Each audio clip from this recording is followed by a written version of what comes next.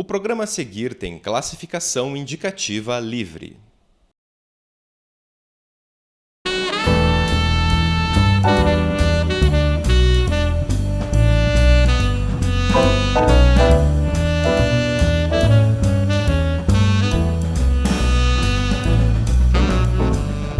Olá, começa agora mais um Cine Federal.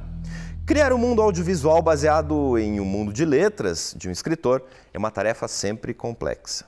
Para isso, basta olharmos a dança, algumas vezes confusa e contrastante, que o cinema e a literatura fizeram durante toda a história do cinema.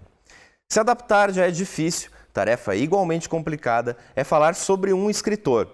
Este foi o desafio de Silvio Bach em seu recente documentário Universo Graciliano. Nele, o cineasta procura traçar o retrato audiovisual do escritor de livros imortais como São Bernardo, Vidas Secas, Angústia e tantos outros.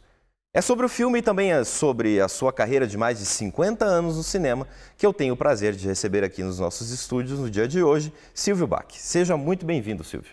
Então, Silvio, por que Graciliano Ramos? Graciliano Ramos está na minha vida e nos meus fotogramas e nos meus diários de filmes há muitos anos. É verdade que quando eu era jovenzinho e morava em Paranaguá e queria ser cineasta, mas no fundo eu tinha uma grande vocação para escrever. E essa coisa você sabe que escrever não se aprende no colégio. E minha mãe, que era uma leitora voraz, gostava de ler muito e via que eu gostava de ler também e ficava acompanhando minhas escrituras. Eu sempre era o aluno que lia a redação na época do ginásio para os outros alunos e tal. E quando eu voltava do ginásio para casa, lá em Paranaguá, na Praça Fernando Amaro, tinha uma livraria onde estava exposto a obra póstuma do Graciliano Ramos, Memórias do Cárcere, publicada meses após a morte dele, em 1953. E eram 4 volumes, capa dura, cor vinho, e custava, não me lembro quanto, mas era uma fortuna para mim, como adolescente, e para minha mãe também não era assim fácil. Mas, de qualquer forma, revelei a ela que eu fiquei encantado, porque eu já tinha ouvido falar do Graciliano, mas não tinha lido nada sobre ele, nem dele. E eu sei que em um determinado momento a minha mãe me surpreendeu e me deu de presente esse livro póstumo do Graciliano Ramos, Memórias do Cárcere, que é uma obra-prima, e deu um filme belíssimo também, dirigido pelo meu amigo Nelson Pereira dos Santos, é um clássico do cinema brasileiro. E é verdade que eu nunca, quando li esse livro, fiquei... Porque eu sinto que tem uma escritura seca, sem muita aditivação, uma escritura que antibarroca, que eu vou direto ao assunto. Isso, inclusive, não só nos meus textos ou nos meus roteiros, que eu sou autor dos roteiros de praticamente todos os meus 38 filmes. Eu tenho alguns coprodutores, como o próprio Nelson Padrella, nosso amigo, o Oscar Milton Volpini e dois outros co-roteiristas. Mas, na verdade, eu sou o autor e assino o roteiro dos meus filmes. Inclusive, nos meus poemas também eu faço uma poesia mais enxuta, mais direta, mais sem muita metáfora, quer dizer. E aí o Graciliano Ramos ficou assim com uma coisa assim, com uma espécie de um oráculo assim. Se você quer escrever, se você quer fazer uma literatura conturbante, enfim, como é a do Graciliano Ramos, esse é o homem, entendeu? E nunca me passou pela cabeça de fazer um filme sobre ele. Ao longo dos anos, eu fui vendo que a obra, eu fazendo meus filmes aqui a partir de Curitiba, né? Curitiba me deu régua e compasso para formatar toda a minha obra e tudo, eu via que o Graciliano Ramos ia sendo filmado. Vidas Secas, São Bernardo, que são Memórias do Cárcere, esses 3 filmes, por sinal, são seminais do cinema brasileiro, são filmes belíssimos, né? É maior reverência aos diretores e à própria obra, né?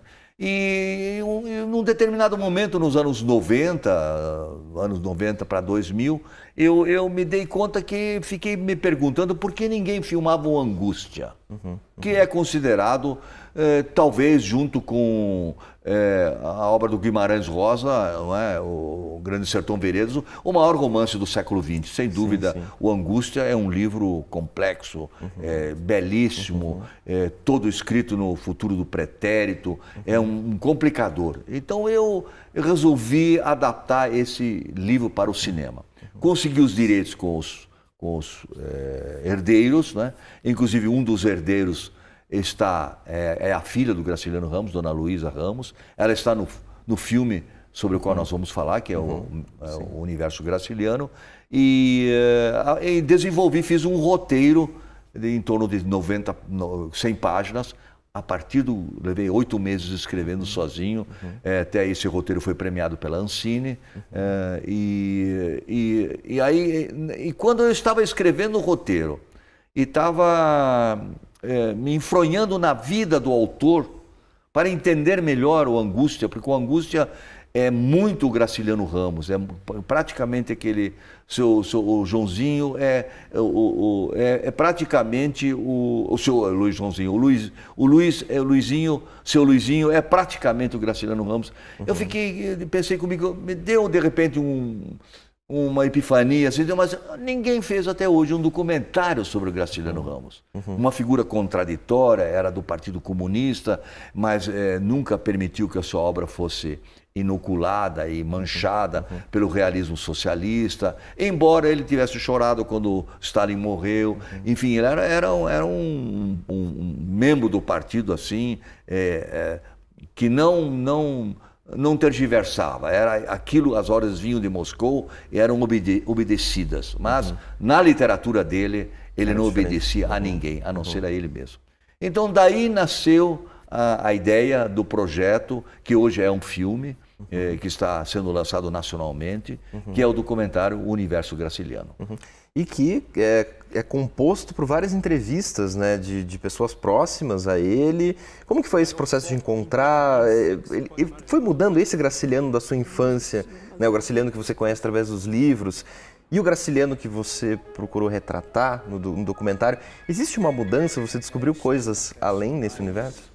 Não só eu, mas também o espectador que assistir ao filme vai se surpreender. O Graciliano Ramos tem uma fama de ranzinza, uma fama de que não atendia seus fãs, que ele era uma pessoa recatada, fechada. No entanto, eu descobri que ele era tudo isso também. Não é? No entanto, era um homem muito alegre, um homem que frequentemente falava palavrões, tinha uma opinião muito radical com relação aos escritores do seu tempo e de antes do seu tempo. Né? Era um homem que tinha uma escritura que não lembra nenhum outro escritor brasileiro, embora ele seja nordestino. Aliás, eu quero dizer que ao fazer o Universo Graciliano, e onde eu descobri coisas do Graciliano que eu não sabia e que a maioria das pessoas que são leitores do Graciliano Ramos não conhecem, foi ter viajado muito por Alagoas. Eu sou catarinense de nascimento, me criei no Paraná, hoje estou há 30 anos no Rio de Janeiro, mas hoje eu posso dizer que eu conheço Alagoas quase como eu conheço o Paraná e Santa Catarina e boa parte do Rio Grande do Sul, onde eu fiz filmes também. Então eu acabei conhecendo eu sou filho de imigrante alemão, meu pai era judeu húngaro, e fui cair no Nordeste, né? E Alagoas, um dos estados mais tristes, mais pobres e mais, né, complexos do país. E, no entanto, ali também fui descobrindo os muitos porquês que estão embutidos e que parecem um mistério. Quando você vai lá em Alagoas, você vê que o mistério não é tão grande, mas é que ele conseguiu transformar aquela realidade terrível da pobreza, da miséria, do mandonismo, do machismo, da violência intramuros, a violência na família, a violência na sociedade, a violência dos poderosos. Ele conseguiu transformar isso em poesia, numa literatura absurdamente atual. O Graciliano Ramos é o livro de Angústia de 36. Se você ler hoje, quase 80 anos depois, parece que foi escrito ontem. Claro. Tamanha a atualidade dele. Então, esse Graciliano Ramos, vamos dizer assim, um padrão que se conhece, eu consigo, vamos dizer, talvez seja até uma pretensão minha, mas eu consigo desmobilizar um pouco essa imagem de carrancudo dele. Eu mostro que ele era um homem muito angustiado, sem trocadilho pelo fato do romance se chamar Angústia, mas ele era realmente muito angustiado porque era um homem político que ia em manifestações do Partido Comunista Brasileiro da época, participava de reuniões de célula.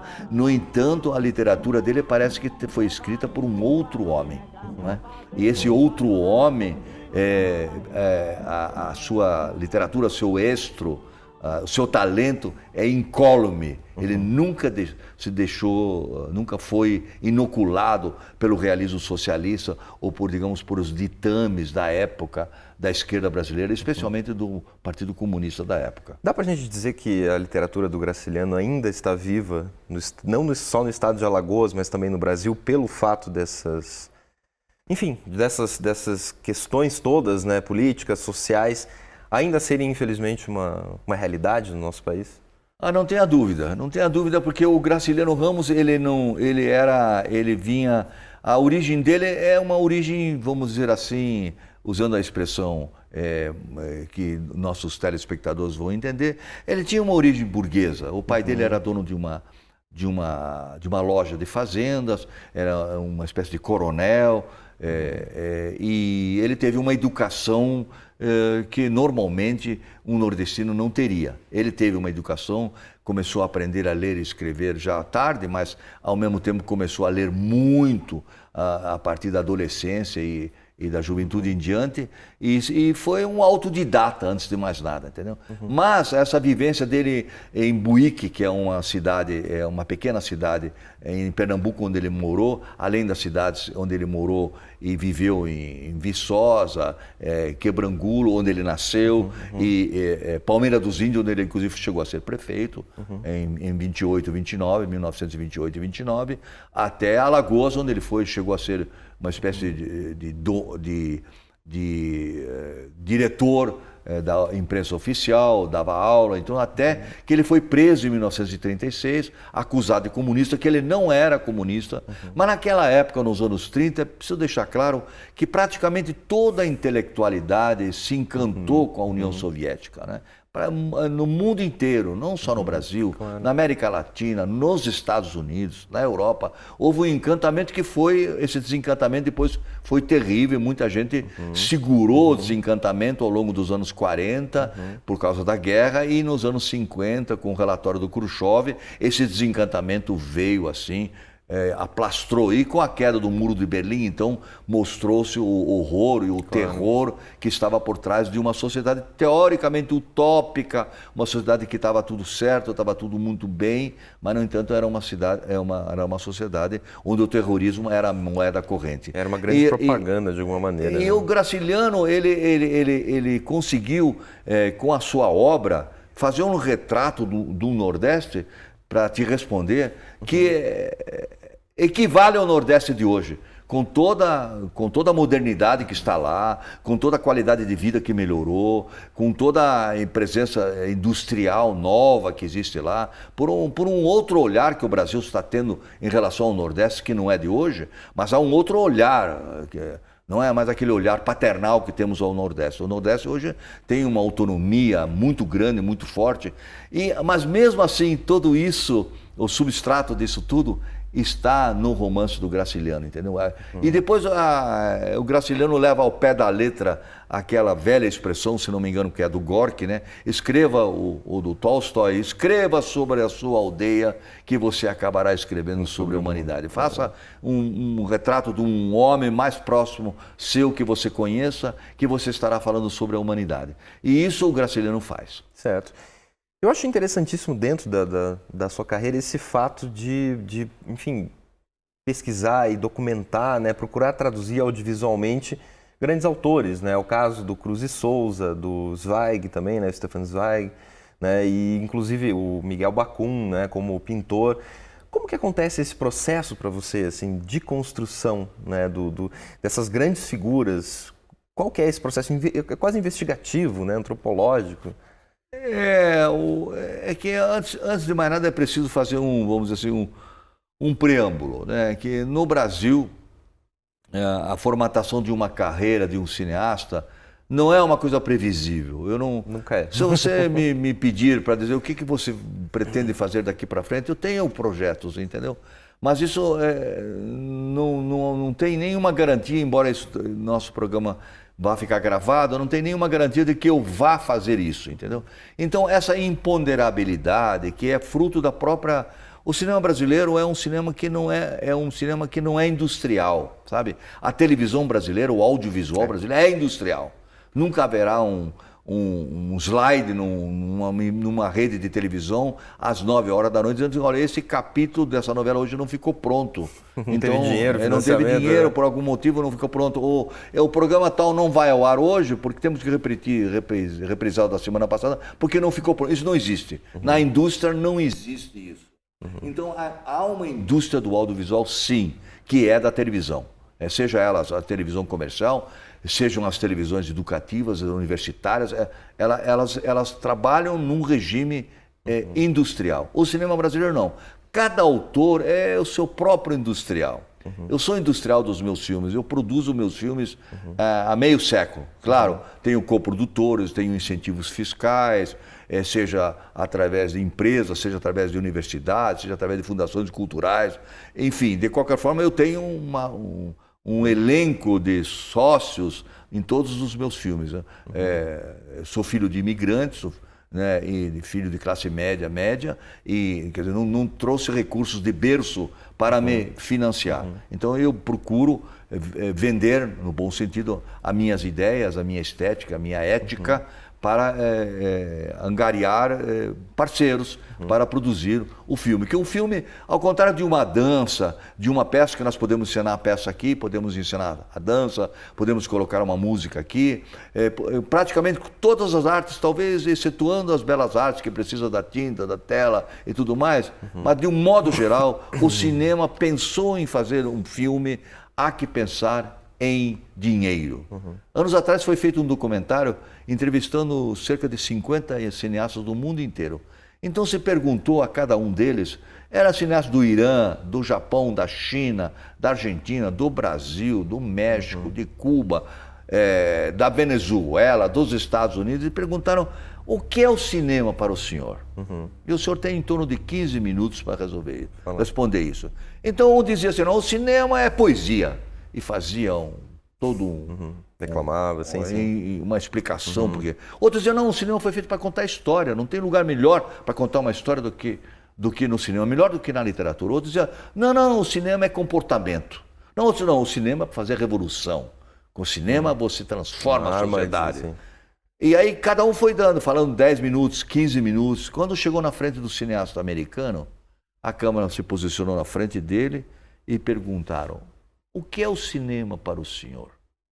Ele disse, movie is money. E a câmera ficou parada. Ele ficou olhando para a câmera. Cinema é dinheiro. O cinema nasceu com a sociedade industrial. Nasceu com o interruptor. Nasceu com a eletricidade. Então ele não nasceu na Idade Média, nem na China. Claro. Então ele precisa desse arrimo da indústria. Ele precisa da grana para existir, entendeu? Por isso que dizem que o cinema é uma indústria, o filme é uma arte. Claro, certo? claro. E os dois não vivem um separado do outro. Claro. E para você, o que é o cinema? Essa pergunta é boa. Se fosse lá participar do filme, né, que o senhor está citando agora, olha, o que o senhor responderia? O cinema... Olha, antes de mais nada, o cinema é uma espécie de... Não é nenhuma novidade, acho que muitos cineastas diriam isso, ou já disseram, né? Mas o cinema é, antes de tudo, uma espécie de sacerdócio, entendeu? Que em algum momento da tua vida, eu fui mordido pelo cinema, entende? Isso é diferente do que ser mordido para ser romancista, o cinema é uma coisa que... Há um determinado momento da tua vida em que parece que não existe mais nada além do que ver filmes. E que você Uma quer delícia, fazer né? esses filmes também. Claro. Porque você tem outros filmes para acrescentar aos filmes que você ama, né? E eu acho que essa tua pergunta tem a ver com essa minha...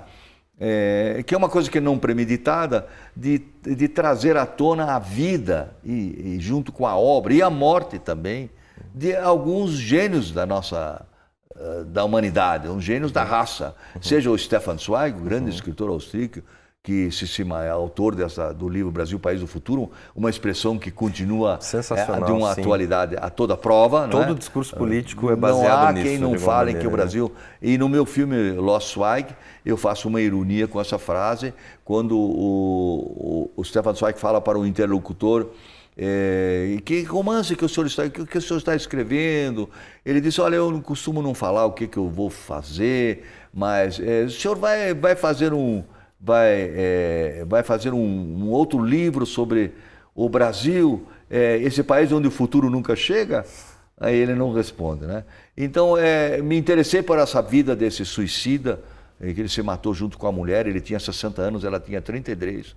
E no dia 23 de fevereiro de 1942, uma semana seguinte ao Carnaval Carioca, que ele assistiu e que está no meu filme. Me interessei também muito pelo Cruz e Souza. Você vê, eu tenho origens europeias e tudo, e no entanto acabei fazendo um filme sobre o maior poeta negro da literatura mundial. Ele é um poeta reconhecido pelos poetas negros africanos, pelos poetas negros americanos. Ele é muito estudado nas universidades europeias, americanas.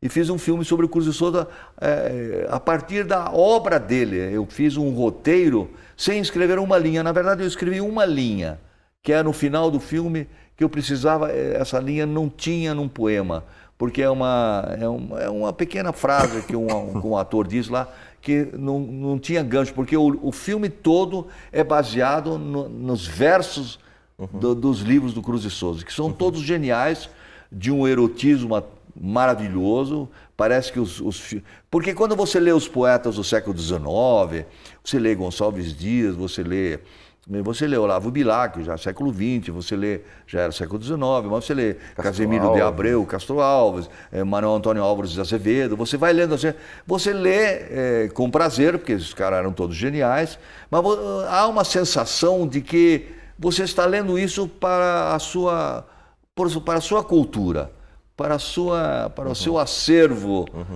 literário, para o seu acervo cultural mesmo, claro. Intelectual, né? Quando você lê o Cruz e Souza, você parece que o Cruz e Souza escreveu ontem. É ativo, porque né? ele está escrevendo... e eu digo até com certo pesar que o Cruz e Souza, embora tenha sido muito premiado e tudo, e tenha tido uma boa entrada em cena nos cinemas no início da sua carreira comercial, ele não foi bem de público, não foi bem de bilheteria. No entanto, nas pré-estreias, tudo foi uma choradeira, porque o Cruz e Souza, eu sinto que a comunidade afrodescendente, de uma certa forma, tem uma certa rejeição ao Cruz e Souza, né?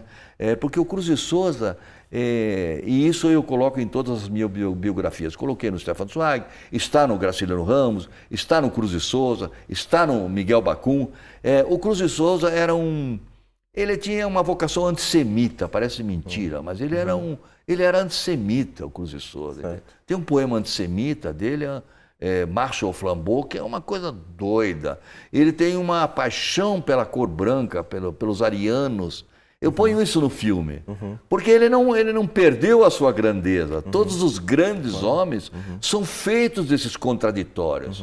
Eu faço questão de colocar o contraditório, mesmo que eu não concordo com o que o meu entrevistado diz, o que as minhas pesquisas levantaram, eu ponho lá, eu não tenho medo, entendeu? Porque o importante... Tem que ser só concordar, né? Um filme não então, tem que ser só isso. Né? O que hoje virou uma espécie de regra no cinema brasileiro é o cinema hagiográfico, é o cinema chapa branca, é o cinema onde todos os entrevistados, os eleitos, sobre os quais são feitos filmes, corroboram com a não, viram santos. Eles não têm defeito nenhum. Bom pai, bom músico, bom Foi autor, ótimo, né? bom premiado, ele é tudo. Então eu penso que um jovem, como os jovens que estão nos assistindo, eles dizem, meu Deus, Por que o país é tão, né? E se tem tanto gênio da raça, né? Pessoas sem defeito, grandes heróis da nossa história não têm defeito nenhum, os grandes músicos, grandes romancistas, os grandes poetas, os grandes historiadores, ninguém tem defeito, os grandes professores, são pessoas sem defeito. E por que o país é molambo assim, se tem tanto gênio assim? É porque essas pessoas acabaram sendo diminuídas ao serem tratadas como santos. Nem os santos não eram santos.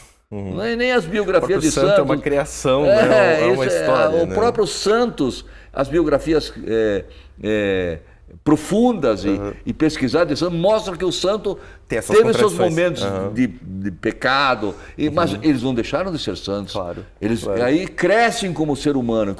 Isso eu fiz no Graciliano Ramos, fiz isso no Cruz de Souza, fiz isso com o Miguel Bacum, entendeu? Que tinha tinha umas cartas, umas coisas a respeito preconceituosas do Miguel Bacum, mas nem por isso o Miguel Bacum deixa de ser o maior pintor paranaense de todos os tempos, Não surgiu ninguém nem perto da inquietude, do desespero.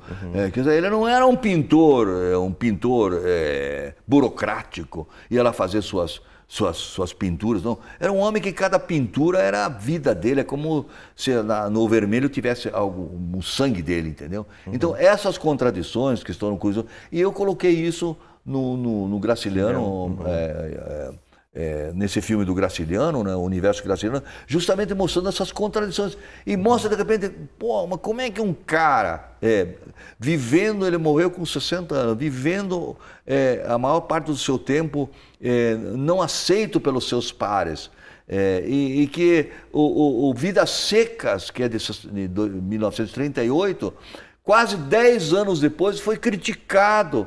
É criticado pelo partido 10 anos depois do livro publicado. É uma obra-prima da literatura brasileira e também do cinema, no filme do Nelson Pereira dos Santos. Né? Então, é um homem que sofria muito quando saiu, quando ele estava escrevendo Memórias do Cárcere. Ele fazia umas leituras na casa dele e algumas coisas vazava para a alta direção do Partido Comunista e estavam querendo evitar que fosse... E quando o livro saiu, foi uma crítica só. Que ele não devia ter dito isso, que não devia ter dito aquilo, mas ele disse, não, eu não tenho compromisso com nada, a não ser comigo mesmo, e com a verdade, com o imaginário, com a poesia. Eu acho que aí é que está a grandeza do homem. Tanto é, como você mesmo diz, e nós todos sabemos, que o homem está aí. A obra que tem 80 anos, 90, né? O Caetés foi escrito... Continua extremamente... Cuida de uma atualidade a toda prova. Com certeza. Silvio, muito obrigado pela sua presença aqui hoje, pela aula de cinema, também pelos seus conhecimentos de literatura. Eu desejo que você continue fazendo muitos filmes aí nessa sua cabeça efervescente aí, que sempre nos brinda com grandes obras. Muito obrigado pela sua presença mesmo, viu? Eu é que agradeço. Este foi o Cinema segundo Silvio Bach. Se você quiser assistir esse e outros programas, entre no nosso site que aparece aqui embaixo. Eu volto na semana que vem. Um grande abraço. Tchau.